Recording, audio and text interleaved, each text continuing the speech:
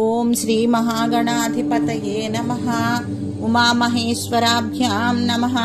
కార్తీక పురాణము 18వ అధ్యాయము. కర్మానుష్ఠాన ఫలము. వశిష్ఠుడు జనక మహారాజా, మనిషిగా మారిన ధనలోభి అనే బ్రాహ్మణునికి అంగీరస మహాముని కర్మానుష్ఠాన ఫలమును గురించి వివరంగా చెప్పారు. ధనలోభి అంగీరస మహామునికి, మునిచంద్ర, మీ దర్శనము వలననే నేను ధన్యుడనయ్యాను. నేను మహాపాపిష్టిని. ఆ కారణంగానే అనేక జన్మలు ఎత్తిన తరువాత ఇప్పుడు ఈ మహారణ్యములో వృక్షాన్నై పడి ఉన్నాను. మీ దృష్టి నాపై పడినందువలననే నేను ఈ దీపస్తంభముగా ఉపయోగపడడానికి దేవాలయానికి తీసుకురాబడ్డాను. ఆలయం ముందు దీపస్తంభంగా ఉంచబడ్డాను.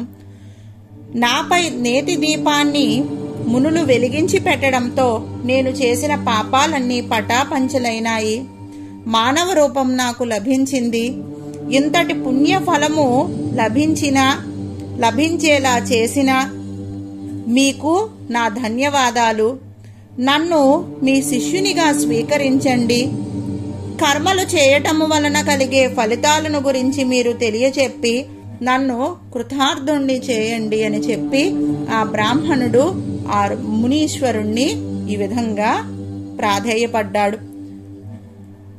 ఓ పునీత పురుషుడా, శ్రీ మహావిష్ణువు ఆషాఢమాసంలోని శుద్ధ ఏకాదశి నుండి శ్రీలక్ష్మీ సమేతుడై పాలచంద్రములో ఆదిశేషుని పడకగా చేసుకొని శయనిస్తాడు.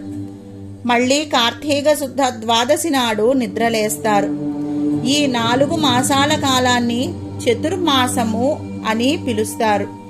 ఈ 4 నెలలు హరిని ధ్యానించటము, పూజలు, వ్రతము చేయడాన్ని చతుర్మాస వ్రతము అంటారు.